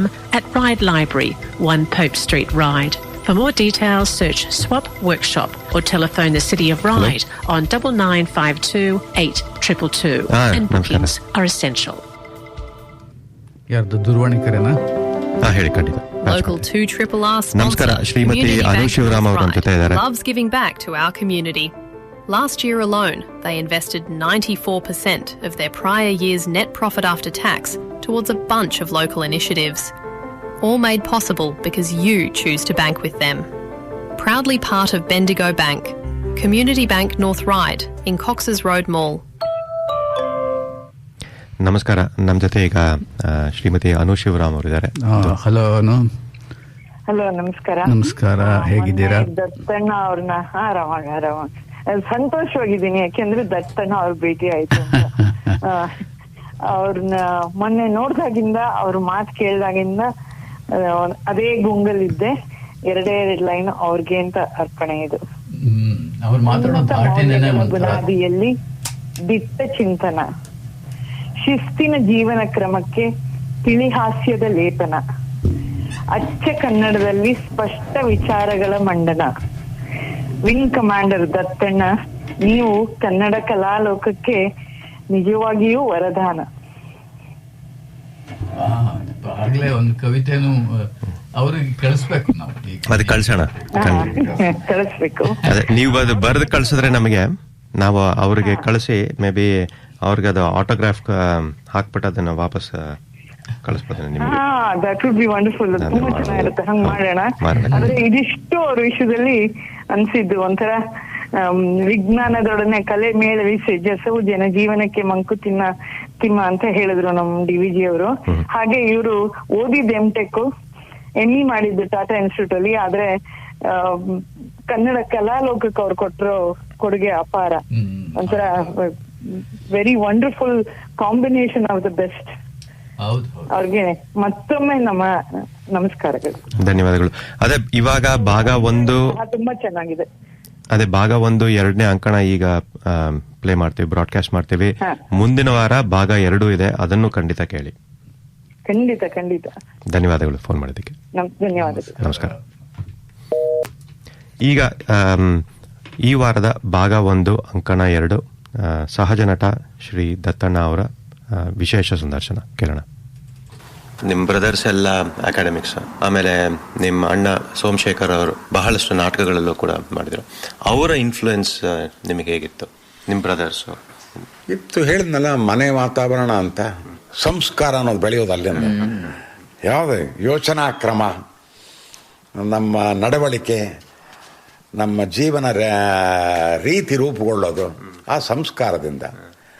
ಹಾಗೆ ಇಬ್ಬರು ದೊಡ್ಡಣ್ಣಂದರು, ಒಬ್ಬರು MIT-ನಲ್ಲಿ PhD ಮಾಡಿದರು, physics professor ಆದರು. He did some pioneering work in ಇದು ಯಾವುದು quantum physics, maser laser and maser ಆ ವಿಷಯದಲ್ಲಿ. ಅವರಿಗೂ ಒಂದಿಷ್ಟು ನಾಟಕದ ಹುಚ್ಚಿತ್ತು. ಆಮೇಲೆ ಒಳ್ಳೆ ಸಿಂಗರ್ ಅವರು. Venkatesh he almost lost his educational career for music. ಒಂದ್ಸಾರಿ ಸೆಂಟ್ರಲ್ ಕಾಲೇಜ್ನಲ್ಲಿ MSc ಓದ್ತಾ BSc ಆನರ್ಸ್ ಓದ್ತಾ ಇರಬೇಕಾದ್ರೆ ಇವನ್ನೆಲ್ಲ ಬಿಟ್ಟು ಹಿ ವೆಂಟ್ ಟು ಕ್ಯಾಲ್ಕಟಾ. ನಾನು ಪಂಕಜ್ ಮಲ್ಲಿಕನ್ ಮೀಟ್ ಮಾಡ್ತೀನಿ ಅಂತ ಅಲ್ಲಿ ಹೋಗಿ ಮೀಟ್ ಮಾಡಿದ್ರು. ಮಾಡಿ ಏನಪ್ಪ ಅಷ್ಟು ದೂರದಿಂದ ಬಂದಿದ್ದಲ್ಲ ಏನು ಅಂತಾನೆ. ಇಲ್ಲ, ನಾನು ಐ ಸಿಂಗ್ ನಿಮ್ಮ ಹಾಡುಗಳು ಮತ್ತು ಸೈಗಲ್ ಹಾಡುಗಳನ್ನು ಹಾಡ್ತೀನಿ, ಹಾಡು ನೋಡೋಣ. ಹಾಡಿದ್ರಂತ. ಏನು ಮಾಡಬೇಕು ಅಂತೀನಿ ನಾನು. I want to continue in this music field. Pankaj Mallick ಅವ್ರು ಹೇಳಿರಂತೆ, ಈ ದೇಶದಲ್ಲಿ ಹಾಡೋರು ಭಾಳಷ್ಟು ಜನ ಇದ್ದಾರೆ, ಅಯ್ಯೋ ನೀನು ಸೈಂಟಿಸ್ಟು, ಅಲ್ಲಿ ಕಡಿಮೆ ಜನ ಇದ್ದಾರೆ, ಅದನ್ನು ಸ್ವಲ್ಪ ಉದ್ಧಾರ ಮಾಡಿ ಹೋಗು ಅಂತ ಹೇಳಿ ವಾಪಸ್ ಕಳಿಸಿದ್ರಂತೆ. ಆಕೆ ಅವ್ರ ಕಡೆ ಗಳಿಗೆವರೆಗೂ ಬಹಳ ಚೆನ್ನಾಗಿ ಹಾಡ್ತಾ ಇದ್ರು. ಎಲ್ಲಿ ಹೋದರೂ ಕೂಡ ಅವ್ರಿಗೊಂದು ಹಾರ್ಮೋನಿಯಂ ಕೊಟ್ಟು ಕೂಡ್ಸೋರು ಹಾಡಕ್ಕೆ. ಅದು Suryanarayana Rao, next brother, was an English professor. ಅವರು ಅವರ ಕಾಲದಲ್ಲಿ ನಾಟಕ ಗೀಟಕದಲ್ಲಿ ಪಾತ್ರವಹಿಸಿದ್ರು. ಮ್ಯೂಸಿಕ್ನಲ್ಲಿ ಭಾಳ ಇಂಟ್ರೆಸ್ಟ್ ಇದ್ದವರು, ಕ್ಲಾಸಿಕಲ್ ಮ್ಯೂಸಿಕ್ನಲ್ಲಿ. ಮನೆಯಲ್ಲಿ ಈ ವಾತಾವರಣ ಹೀಗೆ. ತಮ್ಮ ಸೋಮಶೇಖರ್ ಅಂತೂ ಕಾಲೇಜು ರಂಗಭೂಮಿಯಲ್ಲಿ ಬಹಳ ದೊಡ್ಡ ಹೆಸರು. ಹಾಗಾಗಿ ಅವರಿಗೆ ಕಾಲೇಜು ರಂಗಭೂಮಿಯಲ್ಲಿ ಮಾಡಿದ ಕೆಲಸಕ್ಕೇನೆ ರಾಜ್ಯೋತ್ಸವದ ಪ್ರಶಸ್ತಿನೂ ಬಂತವ್ರಿಗೆ. ಹಾಗೇನೆ ನಾಟಕ ಸಿನಿಮಾದಲ್ಲಿ ಧಾರಾವಾಹಿಗಳಲ್ಲಿ ಮಾಡ್ತಿದ್ರು. ಸಿನಿಮಾದಲ್ಲಿ ಒಂದು ರಾಜ್ಯ ಪ್ರಶಸ್ತಿನೂ ಪಡ್ಕೊಂಡ್ರು. ಅವರ ಇನ್ಫ್ಲೂಯೆನ್ಸ್ ಅಂದರೆ ನಾಟ್ ಡೈರೆಕ್ಟ್ ಇನ್ಫ್ಲೂಯೆನ್ಸ್. ಅವರು ಮರ್ಚೆಂಟ್ ಆಫ್ ವೆನಿಸ್ ಅಲ್ಲಿ ಶೈಲಾಕ್ ಪಾತ್ರ ಮಾಡೋರು. ಅದು ನೋಡಿ ಬಹಳ ನಾವು ಮಾಡಬೇಕಲ್ವ ಈ ಥರ, ಹಾಗೂ ಬೆಳ್ಕೊಂಡೋಯ್ತು. ಆಮೇಲೆ ನಮ್ಮೂರಿನಲ್ಲಿ ಟೆಂಟ್ ಇದು ನಾಟಕಗಳು ಬರ್ತಿತ್ತು. ಅಲ್ಲಿ ಕೆಲವು ಈ ಕಂಪನಿ ನಾಟಕಗಳ ಹಾಡುಗಳು ಮತ್ತು ನಟನೆ ಸ್ವಲ್ಪ ಎಕ್ಸಾಜರೇಟೆಡ್, ಅವೆಲ್ಲ ಸ್ವಲ್ಪ ಇದಾಗ್ತಿತ್ತು. ಆಮೇಲೆ ಅಲ್ಲಿ ಏನು ನೋಡ್ಕೊಂಬಂದಿದ್ವಲ್ಲ ಅವನ್ನೆಲ್ಲ ಮನೆಯಲ್ಲಿ ನನ್ನ ಇನ್ನೊಬ್ಬ ಅಣ್ಣ ಇದ್ದ, ಅವರೆಲ್ಲ ವಿ ಯೂಸ್ ಟು ರೀಎನ್ಯಾಕ್ಟ್ ಈ ಥರ. ಮತ್ತು ಭಾಳ ಸಣ್ಣ ವಯಸ್ಸಿನಲ್ಲಿ 8-9 ವರ್ಷದಲ್ಲಿ ಸೊಹರಾಬ್ ರುಸ್ತುಮ್ ಅಂತ ಹೇಳಿ ನಮ್ಮಣ್ಣ ರುಸ್ತುಮ್, ನಾನು ಸೊಹರಾಬ್ ಪಾತ್ರ ಮಾಡಿಕೊಂಡು ಮನೆಯಲ್ಲಿ ಮನೆಯವ್ರ ಸೀರೆ ಗಿರೆ ಎಲ್ಲ ಪರದೆ ಮಾಡಿಕೊಂಡು ಅಲ್ಲಿ ಮನೆ ಒಳಗೆ ನಾಟಕ ಮಾಡಿದ್ವಿ. ಚೆನ್ನಾಗಿ ಜ್ಞಾಪಕ ಇದೆ ಅವೆಲ್ಲ. ಹಾಗೆ ಹೈಸ್ಕೂಲ್ನಲ್ಲಿ ಬೆಳೀತು, ಕಾಲೇಜ್ ಆಯಿತು. ಇಂಜಿನಿಯರಿಂಗ್ ಕಾಲೇಜ್ ಬಂದ ಮೇಲೆ ಒಂದು ಸ್ವಲ್ಪ ಸ್ಥಗಿತವಾಗಿತ್ತು ಅಷ್ಟೊಂದು ಕಾಲಾವಕಾಶ ಸಿಗ್ತಿರಲಿಲ್ಲ ನಮಗೆ. ಆದರೂ ಕೂಡ ಆಮೇಲೆ ಎಂಜಿನಿಯರಿಂಗ್ ಕಾಲೇಜಿನಲ್ಲಿ ಇದಿರಲಿಲ್ಲ, ಈ ನಾಟಕ ಅಂತ ಕೇಳೇ ಇರಲಿಲ್ಲ ಅವರು. ಸೊ ಅಲ್ಲಿ ಹೋಗಿ ಕೇಳಿದೆ, ಸರ್ ಇಲ್ಲಿ ಏನು ನಾಟಕ ಅಂತಿಲ್ಲ, ಹೇಳಿದ್ರು ಉಲ್ಲಾಳ್ ಶೀಲ್ಡ್ ಅಂತ ಮಾಡ್ತಿದ್ದಾರೆ, ನಾವು ನಾಟಕ ಮಾಡಿಸ್ಬೇಕಲ್ಲ ಅಂತ. ನಿನಗೆ ಇಂಟ್ರೆಸ್ಟ್ ಇದ್ರೆ ಮಾಡಿಸು ಅಂದರು. ಹೌದು, ಉಲ್ಲಾಳ್ ಶೀಲ್ಡ್ ಅದೊಂದು ಯಾವುದೋ ಒಂದು ನಾಟಕ ತೊಗೊಂಡು ಮಾಡಿದ್ವಿ. ನಮಗೇನು ಶೀಲ್ಡ್ ಗಿಲ್ಡ್ ಏನು ಬರಲಿಲ್ಲ, ಆದರೆ ಒಳ್ಳೆ ಹೆಸರು ಬಂತು. ಆಮೇಲೆ ಎಂಜಿನಿಯರಿಂಗ್ ಕಾಲೇಜಿನಲ್ಲಿ ಹೆಣ್ಣು ಮಕ್ಕಳಿರಲಿಲ್ಲ ಆವಾಗ. ಹೌದು, ನಾನೇ ಹೆಣ್ಣು ಪಾತ್ರ ಮಾಡಬೇಕಾಗಿತ್ತು, ಮಾಡಿದೆ. ಆಮೇಲೆ ಕಾಲೇಜಿನಲ್ಲಿ ಹೆಚ್ಚಿನ ಪ್ರೋತ್ಸಾಹ ಇಲ್ಲ ಅಂದ್ಕೊಂಡು ಕಾಲೇಜ್ ಹಾಸ್ಟೆಲ್ನಲ್ಲಿ ನಾಟಕಗಳನ್ನು ಮಾಡೋಕ್ಕೆ ಶುರು ಮಾಡಿದ್ವಿ. ಓಕೆ, ಅಲ್ಲೊಂದು ಸ್ವಲ್ಪ ದಿವಸ ಆಯಿತು. ಆಮೇಲೆ ಏರ್ಫೋರ್ಸ್ಗೆ ಹೋದ್ಮೇಲೆ ಎಲ್ಲೆಲ್ಲಿ ಹೋದ್ನೋ ಎಲ್ಲ ಕಾನ್ಪುರ್ನಲ್ಲಿ ಒಂದು ಸ್ವಲ್ಪ ದಿವಸ ಇದ್ದೆ. ಅಲ್ಲಿ ನಾಟಕಗಳನ್ನು ಮಾಡೋ ಅವಕಾಶ ಇರಲಿಲ್ಲ. ಎಲ್ಲ ಕನ್ನಡದ ಮನೆಗಳಿಗೆ ಹೋಗಿ ಒಂದು ಇದನ್ನು ಓದ್ತಾ ಇದ್ವಿ, ನಾಟಕ ಓದ್ತಿದ್ವಿ. ಹೌದಾ? ರಾಮರಾವ್ ಅಂತ ನಮ್ಮವರು ಒಬ್ಬರು ಅದನ್ನು ಸಣ್ಣ ಕನ್ನಡ ಸಂಘದ ಥರ ಮಾಡ್ಕೊಂಡಿದ್ವಿ. ದಿಸ್ ವಾಸ್ ಸಮ್ವೇರ್ 68, 68 ಸುಮಾರು. ಆಮೇಲೆ ಇಲ್ಲ, ನಾಟಕ ಮಾಡಿಸು ನೀನು, ಯಾವುದೋ ಸಿಡ್ಲು ಮರಿ ನಾಟಕ ಮಾಡಿಸ್ದೆ ಅಲ್ಲಿ. ಡೈರೆಕ್ಟ್ ಮಾಡಿದೆ ನಾನೇ. ಅಲ್ಲಿಂದ ಎಲ್ಲ ಅಂಡಮಾನ್ ನಿಕೋಬಾರ್ ಐಲ್ಯಾಂಡ್ಗೆ ಹೋದೆ. ಅಲ್ಲೂ ನೋಡ್ತಾ ಇದ್ದೆ, ಏನಾರು ಟ್ರೈಬಲ್ ಇದನ್ನು ಇಟ್ಕೊಂಡು ಏನಾರು ಮಾಡೋಕ್ಕಾಗುತ್ತಾ ಅಂತ ಆಗಲಿಲ್ಲ. ಆಮೇಲೆ ಬೆಂಗಳೂರು ಬಂದೆ, ಚಂಡೀಗರ್ಗೆ ಹೋದೆ, ಬಟಿಂಡಾಗೆ ಹೋದೆ. ಹೋದ ಕಡೆ ಎಲ್ಲ ನಾಟಕಗಳನ್ನು ನೋಡ್ತಿದ್ದೆ. ಯಾವುದೇ ಭಾಷೆ ಆಗ್ಬೋದು, ಭಾಷೆ ಮುಖ್ಯ ಆಗ್ತಿಲ್ಲ, ನಾಟಕದ ಕ್ರಿಯೆ ಮುಖ್ಯ ಆಗ್ತಿತ್ತು. ಹಾಗೆ ದೆಹಲಿಗೆ ಬಂದೆ. ಅಲ್ಲೊಂದು ಕನ್ನಡ ಭಾರತಿ ಅಂತ ಒಂದು ಸಂಸ್ಥೆ, ಬಹಳ ದೊಡ್ಡ ಹೆಸರು ಮಾಡಿದ ಸಂಸ್ಥೆ ಅದು. ದೊಡ್ಡ ದೊಡ್ಡ ನಾಟಕಗಳನ್ನು ಮಾಡೋರು, ಮ್ಯಾಕ್ಬೆತ್, ತೊಗಲಕ್, ಹಯವದನ, ಸತ್ತವರನ್ನೆರಡು, ಈ ಥರ ನಾಟಕಗಳು. ಅಲ್ಲಿ ಬಿ ವಿ ಕಾರಂತರು, MS Sathyu, MV Narayanarao, U Prabhakar Rao, ಇವರೆಲ್ಲ ಭಾಳ ಒಳ್ಳೆ ಹೆಸರು ಮಾಡಿದವರು. ಸೊ ಅವರ ಸಂಪರ್ಕ ಆಯಿತು. ಅಲ್ಲೊಂದು ನಾನೇ ಬಿಜ್ಜಳ ಅಂತ ನಾಟಕ ಮಾಡಿದೆ. ಆ ಬಿಜ್ಜಳನ ಪಾತ್ರಕ್ಕೆ ಬಹಳ ದೊಡ್ಡ ಹೆಸರು ಬಂತು. ಅಲ್ಲಿಂದ ಮುಂದಕ್ಕೆ ನಾನು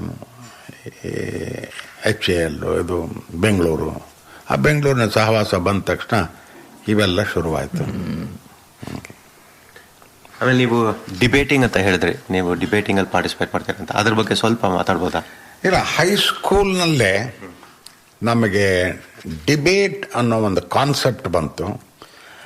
ಅಲ್ಲಿ ನನಗೆ ಕೆಲವು ಮರೆಯಲಾಗದ ಅನುಭವ ಅಂದರೆ, ದಿವಸ ಬೆಳಿಗ್ಗೆ ಯಾರಾದರೂ ಒಬ್ಬರು ಅಂದರೆ ನಾಟ್ ಪ್ರೀವಿಯಸ್ಲಿ ಸೆಲೆಕ್ಟೆಡ್, ಆ ಪ್ರೇಯರ್ ಮೀಟಿಂಗಿಗೆ ಹೋದಾಗ ಇವತ್ತಿನ ನ್ಯೂಸ್ ಹೆಡ್ಲೈನ್ ಏನು ಅಂತ ಯಾರನ್ನೋ ಒಬ್ರನ್ನಪ್ಪ ಅವನು ಬಂದು ಅಲ್ಲೇ ಹೇಳ್ಬೇಕು ಅದನ್ನು.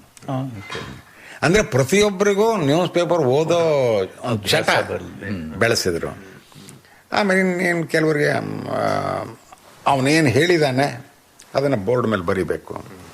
ಹಾಗೆ ಅದರ ಬಗ್ಗೆ ಕ್ಲಾಸ್ ರೂಮ್ ಒಳಗಡೆ ಒಂದರೆ ಸಣ್ಣ ಪುಟ್ಟ ಸಂವಾದ ಅಥವಾ ಪ್ರಶ್ನೋತ್ತರ ಅದಾಗ್ತಿತ್ತು. I used to lead the ಇದು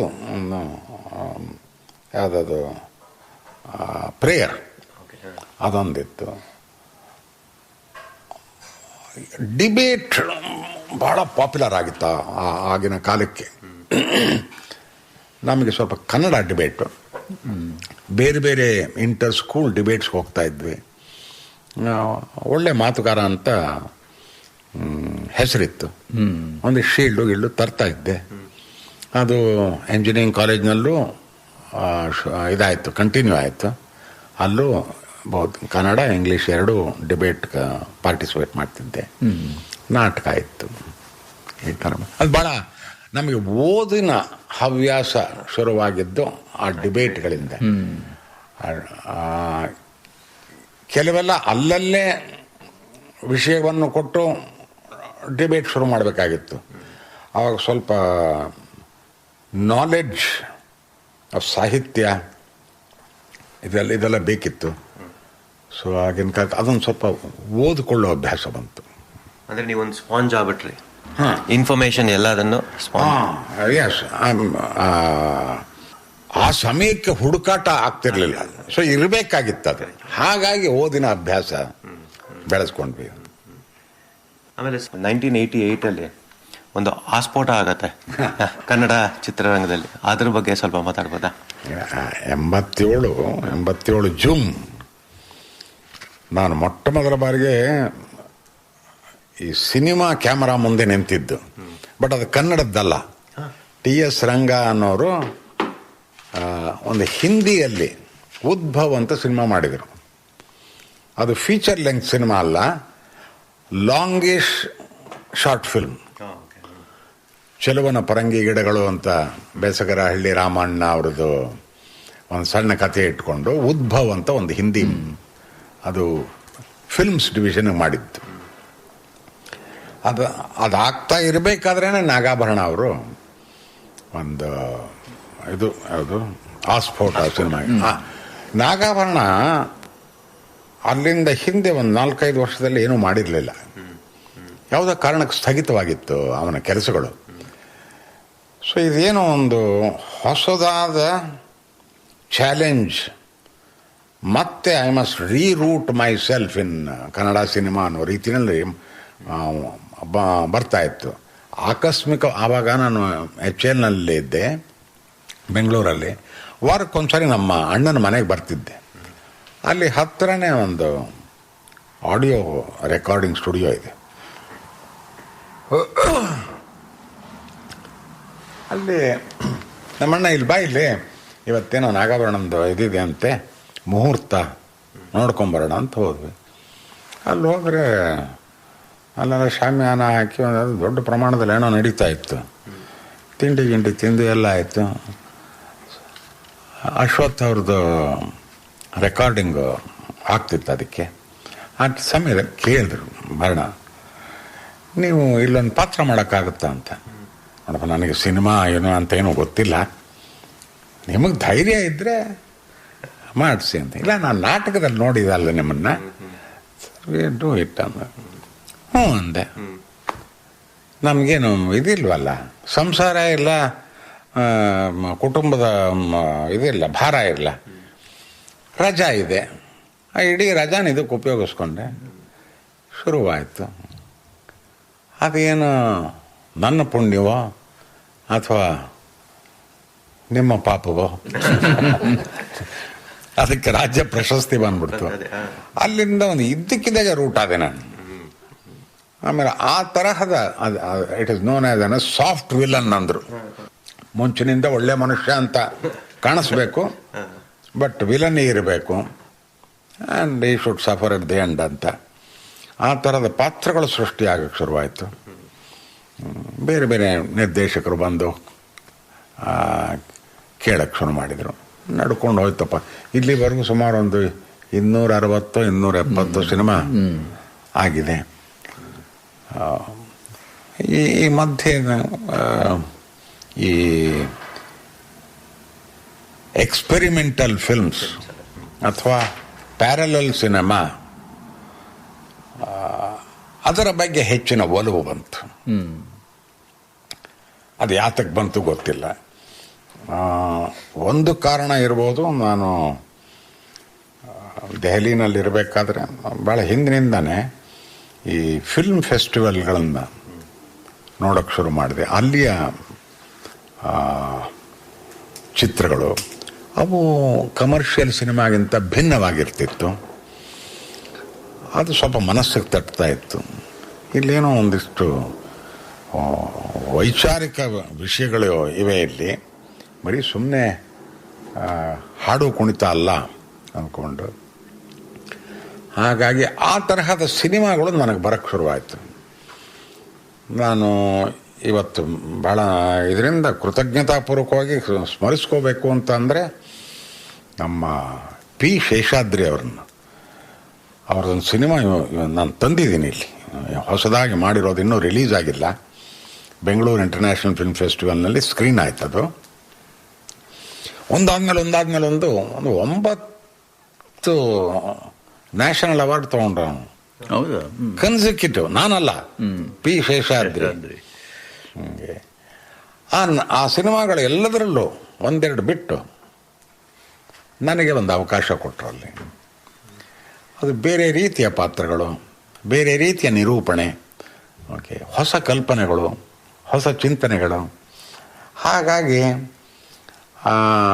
ಆ ಜಾನರ್ನ ಸಿನಿಮಾಗಳು ಹೆಚ್ಚಿನ ನನಗೆ ಪ್ರಶಸ್ತಿಗಳನ್ನು ದಕ್ಕಿಸ್ಕೊಡ್ತು, ಜನಪ್ರಿಯತೆಯನ್ನು ಕೊಡ್ತದು. ಜನಪ್ರಿಯತೆ ಅಂತಂದರೆ ಈ ಮಾಸ್ ಜನಪ್ರಿಯತೆ ಅಲ್ಲ, ಕ್ರಿಟಿಕಲ್ ಜನಪ್ರಿಯತೆ.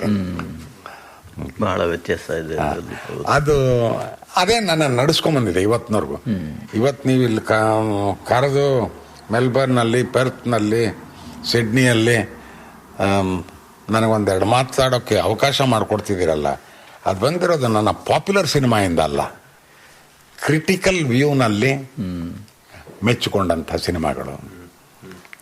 ಬಟ್ ನೀವು ಯಾವಾಗಲೂ ಲವಬಲ್ ಕ್ಯಾರೆಕ್ಟರ್, ನೀವು ಏನೇ ಮಾಡ್ಬೋದು. ನೀವು ಹೇಳಿದ್ರಿ ಸಾಫ್ಟ್ ವಿಲನ್ ಅಂತ, ಬಟ್ ನಿಮ್ಮನ್ನು ನೋಡಿದ್ರೆ ಏನೋ ನಮ್ಮತನ ಅನ್ಸತ್ತೆ, ತುಂಬ ಹತ್ತಿರದವರು ಅನ್ಸತ್ತೆ. ಈಗಲೂ ಅಷ್ಟೇ, ನಾವು ನಿಮ್ಮ ಜೊತೆ ಇವಾಗ ಲಾಸ್ಟ್ 1 hour ಕಳೆದಿದ್ದು ಎಷ್ಟೋ ವರ್ಷಗಳಿಂದ ಗೊತ್ತು ಅಂತ ಅನ್ಸತ್ತೆ. ಮೇ ಬಿ ಅದು ನಿಮ್ಮಲ್ಲಿ ಇದೆಯೇನೋ ಅದೊಂದು ಸ್ವಭಾವ. ಅದು ನಾನು ಹೇಳಕ್ಕಾಗಲ್ಲ, ನೀವು ಹೇಳಬೇಕು. ಬಟ್ ನಾನು ಈ ಥರ ಕೇಳಿದ್ದೀನಿ ಭಾಳ ಜನ. ಇದು ಭಾಳ ಮೆಚ್ಚುಗೆ ಆಗುತ್ತೆ ರೀ ನಿಮ್ಮದು, ಇದು ನೀವು ಪಾರ್ಟ್ ಮಾಡ್ದಂಗೆ ಇರಲ್ಲ,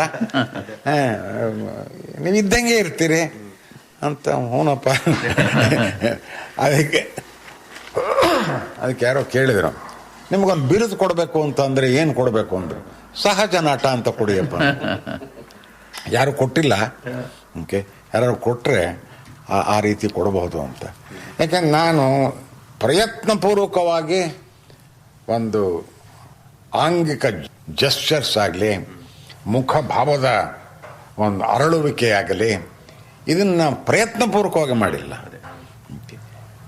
ತನಗೆ ತಾನೇ ಸಮಯಕ್ಕೆ ಸಂಬಂಧಪಟ್ಟಂತೆ ನ್ಯಾಚುರಲ್ ಆಗಿ ಏನು ಒಂದು ಕೈ ಮುಂದೆ ಬರುತ್ತೋ, ಕಣ್ಣು ಅರಳುತ್ತೋ, ಕೆನ್ನೆ ಹಿಗ್ಗುತ್ತೋ, ಅದಕ್ಕೆ ನನ್ನನ್ನು ನಾನು ಸೀಮಿತಗೊಳಿಸ್ಕೊಂಡಿದ್ದೀನಿ. ಅದು ಎಕ್ಸ್ಟ್ರಾ ಪ್ರಯತ್ನಗಳನ್ನು ಹಾಕಿಲ್ಲ ಅದಕ್ಕೆ. ಹಾಗಾಗಿ ಅದು ಸಹಜತೆ ಬರುತ್ತೆ ಅಂತ ಕಾಣುತ್ತೆ. ಅದನ್ನು ಅನೇಕರು ಮೆಚ್ಕೊಂಡಿರೋದು ನನಗೆ ಸಂತೋಷ ಆಗಿದೆ. ಸಹಜ ನಟ ಶ್ರೀ ದತ್ತಣ್ಣ ಅವರ ವಿಶೇಷ ಸಂದರ್ಶನ ಭಾಗ 2 ಮುಂದಿನ ವಾರ ನಾವು ತಿರ್ಗಾ ಪ್ರಸಾರ ಮಾಡ್ತೀವಿ. ಚೆನ್ನಾಗಿತ್ತು, ಕುತೂಹಲಕಾರಿಯಾಗಿರುತ್ತೆ, ಕೇಳೋದಕ್ಕೆ ಮರಿಬೇಡಿ. ಯಾಕೆ ಅಂತಂದ್ರೆ ಅವರಷ್ಟು ಕನ್ನಡ ಚಿತ್ರರಂಗದಲ್ಲಿ 50 ವರ್ಷಕ್ಕೂ ಹೆಚ್ಚು ನೋಡ್ಕೊಂಡು ಬಂದಿದ್ದಾರೆ. ಆ ಪ್ರಶ್ನೆ ಕೇಳಿದ್ವು. ಬೇರೆ ಇನ್ನೂ ಹಲವಾರು ಕುತೂಹಲ ಕೆರಳಿಸುವಂಥ ಪ್ರಶ್ನೆ ಕೇಳಿದ್ವಿ. ಮುಂದಿನ ವಾರ ಕೇಳೋದಕ್ಕೆ ಮರಿಬೇಡಿ ಭಾಗ 2. ಅದೇ ಫಿಲಾಸಫಿ ಬಗ್ಗೆ ಕೂಡ ಮಾತಾಡಿದ್ರಲ್ಲ, ಬಹಳ ಚೆನ್ನಾಗಿತ್ತು. ಅವರು 2017ರಲ್ಲಿ ಒಂದು ಏಪ್ರಿಲಿನ ಹಿಮಬಿಂದು ಅಂತ ಒಂದು ಚಲನಚಿತ್ರ, ಅದರಲ್ಲಿ ರಘು ದೀಕ್ಷಿತ್ ಅವರ ಧ್ವನಿಲಿ ಇದೊಂದು ಹಾಡಿದೆ, ಅದು ಕೇಳಿ ಬಹಳನೇ ಚೆನ್ನಾಗಿದೆ.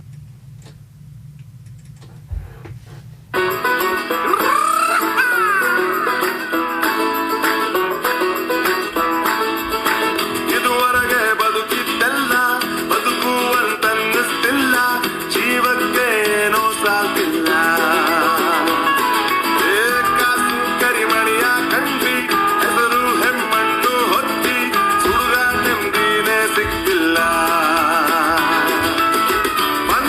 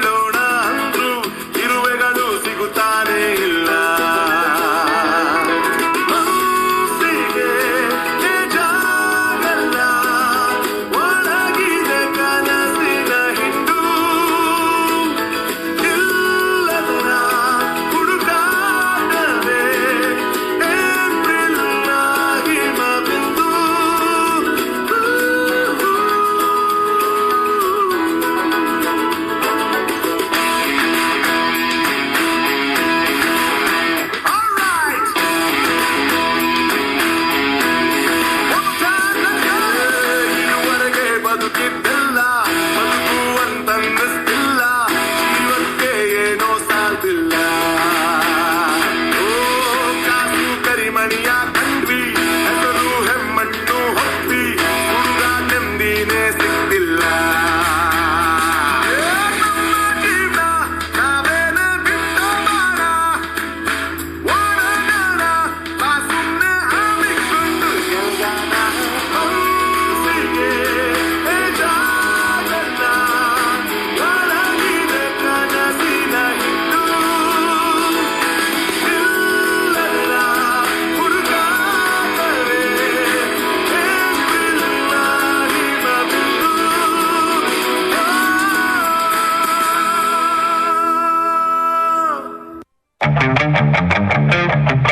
Me. Mates.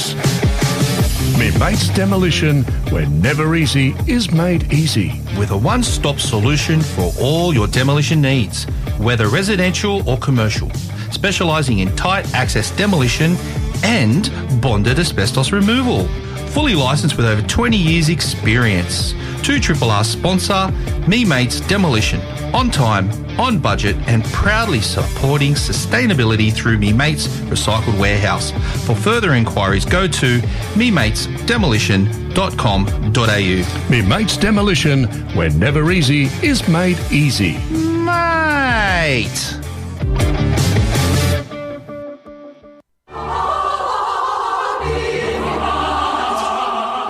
Macquarie Singers is a welcoming choir and no experience or auditions are required to join. Rehearsals are at North Ryde Uniting Church and via Zoom. Sound files are provided for practice at home. Free singing workshops will be held on Saturday, March 21 and July 25 at 3 p.m. Details mus.org.au.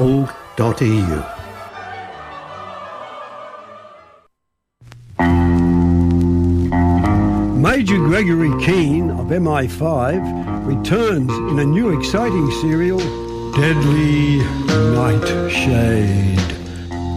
Brought to you by Paul Gilbert, a proud personal supporter of 2RRR, every Thursday at 11:30 a.m. on 2RRR 88.5 FM.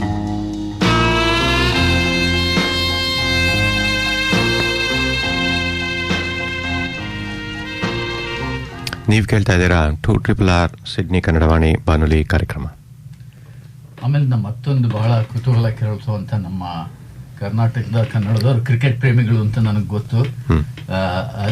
ಅಂದ್ರೆ ನಾವು cricket ವಿಷಯ ಮಾತಾಡ್ತಿಲ್ಲ, ಕ್ರಿಕೆಟ್ನಲ್ಲಿ ಹಿಂದೆ ನಡೆಯುವಂತಹ ಒಂದು ಈ ಏನಂತ ಕರಿಬೇಕು, ಅತ್ಯಾಚಾರ ಅಂತಾನೆ ಕರೀಬೇಕು, ರಾಜಕೀಯ. ಯಾಕೆಂದ್ರೆ ಈ ರೇಸಿಸಮ್ ನಾವು ಅನ್ಕೋತೀವಿ, ನಾವೆಲ್ಲೋ ಇಲ್ಲಿ ಬಿಳಿ ದೇಶಕ್ಕೆ ಬಂದ್ರೆ ಅಥವಾ ಬೇರೆಯವರು ಇದಕ್ಕೆ ಹೋದ್ರೆ ನಮ್ಗೆ ರೇಸಿಸ್ಟ್ ಇದೆ ಅಂತ. ಅದು ನಮ್ಮ ಕ್ರಿಕೆಟ್ ತಂಡದಲ್ಲೇನೆ ಗವಾಸ್ಕರ್ ಅವರು ಕ್ಯಾಪ್ಟನ್ ಆಗಿದ್ದಾಗ ನಿಮ್ಗೆಲ್ಲ ಚೆನ್ನಾಗಿ ಗೊತ್ತಿರ್ಬೋದು, ಲಕ್ಷ್ಮಣ್ ಶಿವರಾಮಕೃಷ್ಣನ್. ನೀವೆಲ್ಲ ಕಾಮೆಂಟ್ರಿ ಕೇಳ್ತಾ ಇದ್ರೆ ಅವ್ರದ್ದು ನನಗನ್ಸೋದು ಅವರು ಎಲ್ಲರಿಗಿಂತ ಬಹಳ ಚೆನ್ನಾಗಿ ಮಾತಾಡೋರು ಅಂದ್ರೆ ಲಕ್ಷ್ಮಣ್ ಶಿವರಾಮಕೃಷ್ಣನ್. ಅವರು ಮುಂದಕ್ಕೆ ಬಂದಿದ್ದಾರೆ, ಹೇಳಿದ್ದಾರೆ ಹೇಗೆ ಅವ್ರನ್ನ ಟ್ರೀಟ್ ಮಾಡ್ತಾ ಇದ್ರು ಪ್ಲೇಯರ್ಸ್ ರೂಮ್ ನಲ್ಲಿ. ಅವ್ರು ಒಂದ್ಸಲಿ ಯಾರೋ ಒಬ್ಬ ಹಿರಿಯ ಕ್ರಿಕೆಟ್ ಆಟಗಾರ ಅವ್ರನ್ನ ಬಂದ್ಬಿಟ್ಟು ನಾನು ಶೂಲೇಸ್ ಅಂತ ಕಟ್ಟು ಅಂತ ಹೇಳಿದ್ನಂತೆ. ಇದನ್ನ ನಾವು ಮುಂದಿನ ವಾರ ಮಾತಾಡೋಣ. ಖಂಡಿತ. ಅದೇ ಕಾರ್ಯಕ್ರಮದ ಕೊನೆಗೆ ಬರ್ತಾ ಇದೀವಿ. ಡೇ ಲೈಟ್ ಸೇವಿಂಗ್ ಮುಂದಿನ ವಾರ. ಸೊ 1 ಗಂಟೆ ಲಾಂಗ್ ವೀಕೆಂಡ್ ಕೂಡ. ಒಂದು ಗಂಟೆ ಲಾಂಗ್ ವೀಕೆಂಡ್. ಅದೇ ಒಂದು ಗಂಟೆ ಲಾಂಗ್ ವೀಕೆಂಡ್. ಸೊ ಭಾರತದಲ್ಲಿ ನಮ್ಮ ಕಾರ್ಯಕ್ರಮ 8:30 ಬೆಳಗ್ಗೆ, ಅಂದ್ರೆ 8:30 ಅದಕ್ಕೆ ಒಂದು ಸೂಚನೆಯನ್ನು ನಾವು ಹೇಳಬೇಕು.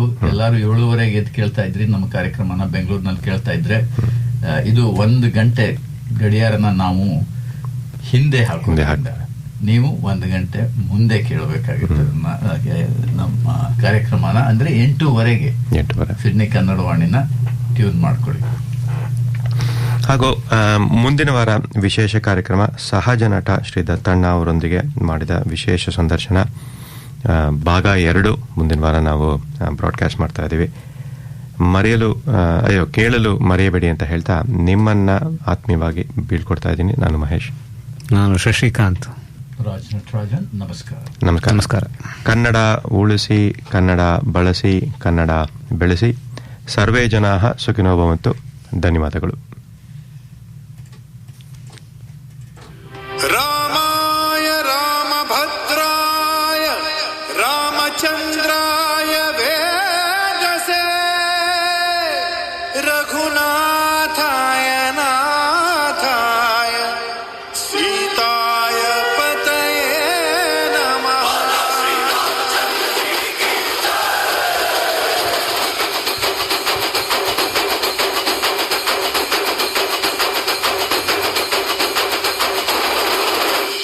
ರಾಮನಾಮ ಹಾಡಿರೋ ರಾಮ ಬರುವನು, ಅವನ ಹಿಂದೆ ಹನುಮನು ಎದ್ದೆಗಿರುವನು.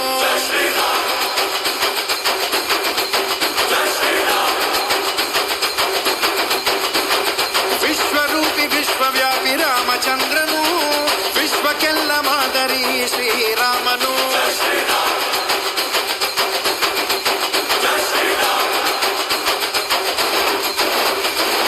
ವೇದ ವೇದಾಂತ ಓಂಕಾರ, ರಾಮನಾಮ ಎಲ್ಲೆಲ್ಲೂ ಸಂಚಾರ. ಹಾಡೋ ಹಾಡೋ ಜೈಕಾರ.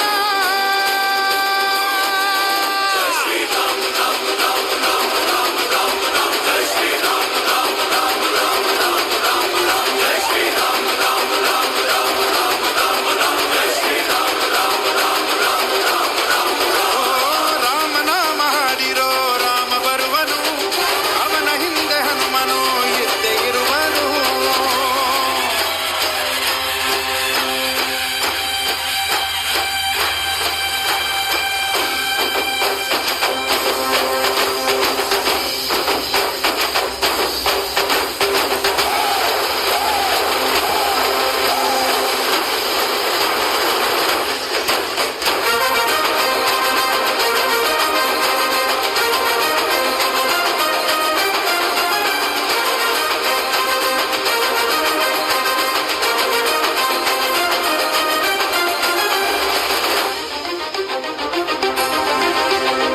ಗುರಿಯಲೆಂದು ತಪ್ಪಿಲ್ಲ ಬಿಟ್ಟಿರುವ ಬಾಣ,